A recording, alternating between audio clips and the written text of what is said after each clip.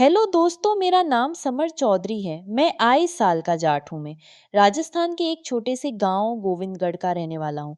मैं दिखने में काफी स्मार्ट हूँ। इस वजह से काफी लड़कियां मरती हैं मुझ पर। चलिए अब सीधा कहानी पर आता हूँ। यह कहानी एक साल पहले की है। मेरे मामा जी के लड़के कमल भैया की शादी हुई। उनकी पत्नी का नाम जिनी था। उन्हें पहली बार देखा था तो खूबसूरत रह गया। लंबी हाइट, दूध के जैसे सफेद रंग की वजह से वह बिल्कुल किसी की तरह दिख रही थी।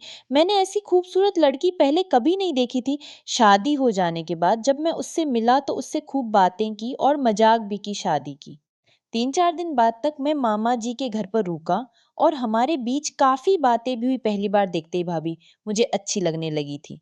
फिर शादी के बाद अपने गांव गया। अब मैं मामा जी के घर जाने का बहाना ढूंढने लगा। ऐसे ही दिन निकलते गए और मेरी स्कूल की पढ़ाई पूरी हो गई। अब स्कूल की पढ़ाई पूरी करके मुझे आगे की पढ़ाई के लिए शहर जाना था। मेरे घर वाले थोड़े कम पढ़े लिखे हैं। इसी का फायदा उठाते हुए मैंने पापा से कहा कि मामा जी के शहर में अच्छा कॉलेज है। तो मेरे पापा जी ने मामा जी से मेरे कॉलेज की पढ़ाई की। मामा जी ने कहा मेरे पास भेज दो, समर यही पढ़ लेगा। यहाँ पर मैं उसका एडमिशन किसी अच्छे कॉलेज में करवा दूंगा। यह बात सुनकर मैं काफी खुश हो गया। मैं आगे की पढ़ाई के लिए शहर में मामा जी के पास चला गया। कमल भैया मुझे रेलवे स्टेशन से पिकअप करके घर ले गए। मामा जी के घर जाते ही मैं सभी की से मिला बैठकर। सबसे बातें की, फिर भाभी से भी मिला और उन्हें देखते ही मैं खुश हो गया। 5 फीट हाइट के साथ उनका 4 30 30 का साइज खूबसूरत लग रहा था। मैंने ठान लिया था कि कैसे भी करके भाभी को उसके लिए राजी करना है।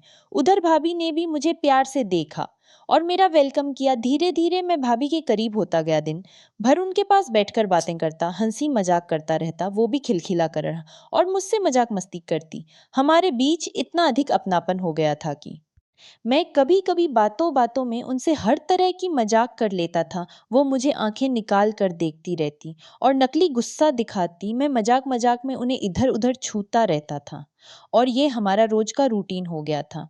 कुछ दिन बाद वो मायके चली गई। मैंने भाई के फोन से उनके नंबर निकाल कर उन्हें फोन किया और धीरे धीरे हमारी बातें होने लगी। हम दोनों में मजाक मस्ती फिर चलने लगी। उनको भी मुझे बातें करने में मजा आता था तो वो भी मुझसे कहने लगी थी कि आपसे बात करने में इतना मन लगता है कि बस यूं लगता है कि फोन बंद ही ना करूं। यही सब मुझे भी लगता था कि जिन्नी भाभी से बात करना बंद ही ना करूं कभी भी।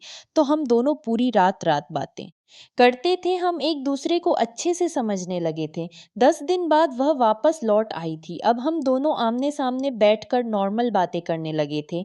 एक दिन बातें करते करते रात हो गई और कब 2 बज गए पता ही नहीं चला। उस दिन भैया घर पर नहीं थे। उनका बाहर का काम ज्यादा रहता था क्योंकि वह एक टूर एजेंसी चलाते हैं। इसी के चलते वह ज्यादातर शहर से बाहर ही रहते हैं। जिस रूम में हम दोनों थे उसमें परिवार के 2-3 लोग और भी सो रहे थे, जिसके कारण लाइट मैंने धीरे से चुटकी काटी तो भाभी ने कोई ऐतराज नहीं जताया। तो मैं उनकी गर्दन पर हाथ फिराने लगा। पर कमाल की यह थी कि भाभी ने इतना हो जाने पर भी जरा सा भी विरोध नहीं किया। शायद इसमें उनकी हाँ थी। मैं आगे बढ़ना कि एक बच्चा जा गया। मैं उठकर उस रूम से निकलने लगा।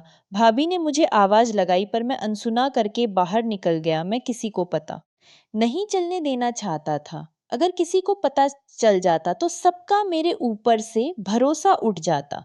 फिर 3 दिनों के बाद मैं छत के एक कमरे में बैठा था। वह नहा कर आई थी।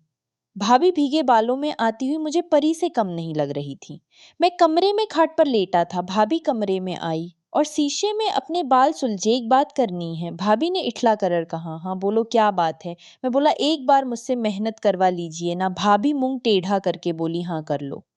मैं यह रही। उन्होंने गुस्सा नहीं किया क्योंकि शायद वह मेरी बात को मजाक और मुझे बच्चा समझ रही थी। उन्हें लगा होगा कि यह क्या मेहनत करेगा। लेकिन उनका अंदाजा गलत निकला। मैंने तुरंत अपना हथौड़ा निकाला और दनादन चालू हो गया। यह देखकर वह हैरान रह गई। लेकिन मैंने खूब मेहनत करी। मेरी मेहनत देखकर भाभी खुश हो गई। उसके बाद मैं 1 साल तक मामा जी के घर रहा और ने भाभी के साथ मजदूरी की। एक दिन शाम को हम लोग इकट्ठा बैठे बातें कर रहे थे। तभी अचानक भाभी ने कहा कि समर की शादी मेरे चाचा जी की छोटी लड़की से करवा देते हैं। यह बात सुनकर मैं शर्मा आ गया, लेकिन मामा जी को यह बात अच्छी लगी। इसलिए उन्होंने मेरे पिताजी से बात करी। सभी लोग भाभी की इस बात से खुश हो गए और उन लोगों को भाभी की यह बात सही लगी क्योंकि भाभी के चाचा जी की लड़की पढ़ाई में काफी होशियार थी। फिर रात को जब भाभी कमरे में आई तो मैंने भाभी से कहा कि भाभी ये आपने क्या कर दिया? मेरा मन अभी शादी करने का नहीं है। तो भाभी ने मुझे समझाया कि मेरे चाचा जी की लड़की काफ़ी खूबसूरत और समझदार है, ऐसी लड़की तुम्हें फिर नहीं मिलेगी। तो मैं भी उनकी बात को मान गया और कुछ महीने नहीं हमारी शादी हो गई। दोस्तों, आपको मेरी ये कहानी कैसी लगी कमेंट करके ज़रूर बताएं। वीडियो पसंद आई हो तो वीडियो को लाइक और शेयर करें और अगर हमारे चैनल पर पहली बार आए हो तो चैनल को सब्सक्राइब ज़रूर करें।